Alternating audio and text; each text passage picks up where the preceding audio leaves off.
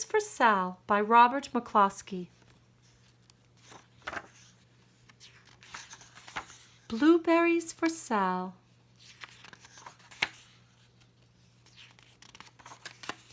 One day, little Sal went with her mother to Blueberry Hill to pick blueberries.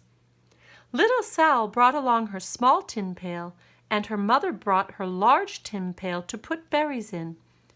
"We will take our berries home and can them," said her mother.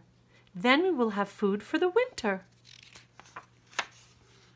Little Sal picked 3 berries and dropped them in her little tin pail. Ka-plink, ka-plank, ka-plunk. She picked 3 more berries and ate them. Then she picked more berries and dropped 1 in the pail. Ka-plunk. And the rest she ate. Then little Sal ate all 4 blueberries out of her pail. Her mother walked slowly through the bushes, picking blueberries as she went and putting them in her pail. Little Sal struggled along behind, picking blueberries and eating every single one. Little Sal hurried ahead and dropped a blueberry in her mother's pail. It didn't sound ka-plink, because the bottom of the pail was already covered with berries. She reached down inside to get her berry back. Though she really didn't mean to, she pulled out a large handful because there were so many blueberries right up close to the one she had put in. Her mother stopped picking and said, "Now, Sal, you run along and pick your own berries. Mother wants to take her berries home and can them for next winter."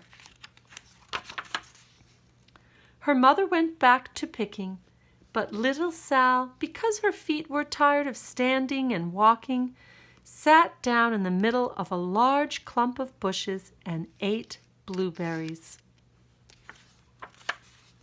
On the other side of Blueberry Hill, Little Bear came with his mother to eat blueberries. "Little Bear," she said, "eat lots of berries and grow big and fat. We must store up food for the long, cold winter." Little Bear followed behind his mother as she walked slowly through the bushes eating berries. Little Bear stopped now and then to eat berries. Then he had to hustle to catch up. Because his feet were tired of hustling, he picked out a large clump of bushes and sat down right in the middle and ate blueberries.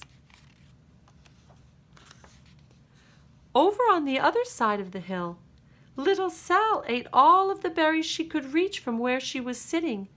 Then she started out to find her mother. She heard a noise from around a rock and thought, "That is my mother walking along."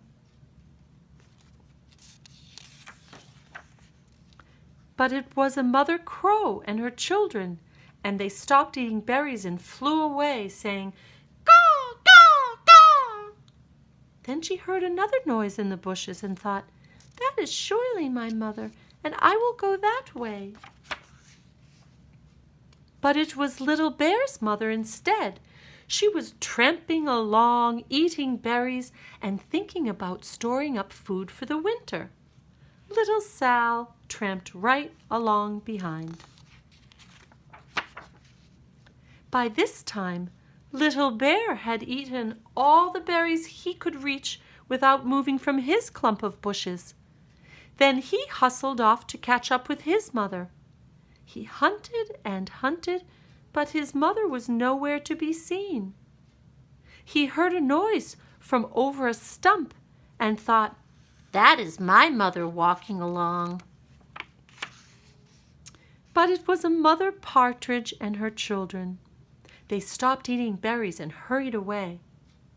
Then he heard a noise in the bushes and thought, "That is surely my mother. I will hustle that way." But it was little Sal's mother instead. She was walking along, picking berries and thinking about canning them for next winter. Little Bear hustled right along behind. Little Bear and Little Sal's mother and Little Sal and Little Bear's mother were all mixed up with each other among the blueberries on Blueberry Hill.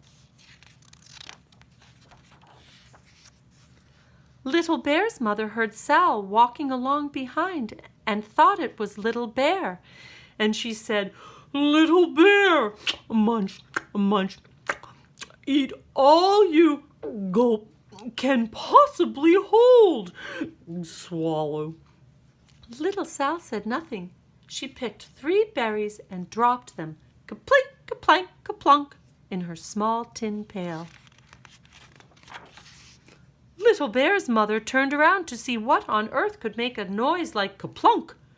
"Grumph!" she cried, choking on a mouthful of berries. "This is not my child. Where is Little Bear?" She took one good look and backed away. She was old enough to be shy of people, even a very small person like Little Sal. Then she turned around and walked off very fast to hunt for Little Bear. Little Sal's mother heard Little Bear tramping along behind and thought it was Little Sal. She kept right on picking and thinking about canning blueberries for next winter. Little Bear padded up and peeked into her pail.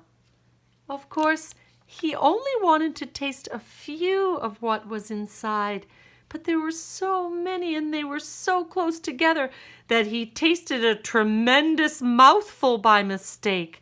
"Now, Sal," said Little Sal's mother without turning around, "you run along and pick your own berries. Mother wants to can these for next winter." Little Bear tasted another tremendous mouthful and almost spilled the entire pail of blueberries. Little Sal's mother turned around and gasped, "Oh, my goodness, you are not Little Sal! Where is my child?" Little Bear just sat munching and swallowing and licking his lips. Little Sal's mother slowly backed away. She was old enough to be shy of bears, even very small bears like Little Bear. Then she turned and walked quickly away to look for Little Sal. She hadn't gone very far before she heard ka-plink, ka-plank, ka-plunk. She knew just what made that kind of a noise. Little Bear's mother had not hunted very long before she heard a hustling sound that stopped now and then to munch and swallow. She knew just what made that kind of a noise. Little Bear and his mother went home down one side of Blueberry Hill, eating blueberries all the way and full of food stored up for next winter. And Little Sal and her mother went down the other side of Blueberry Hill, picking berries all the way, and drove home with food to can for next winter. A whole pail of blueberries and 3 more besides. And here they are, canning the blueberries for the winter.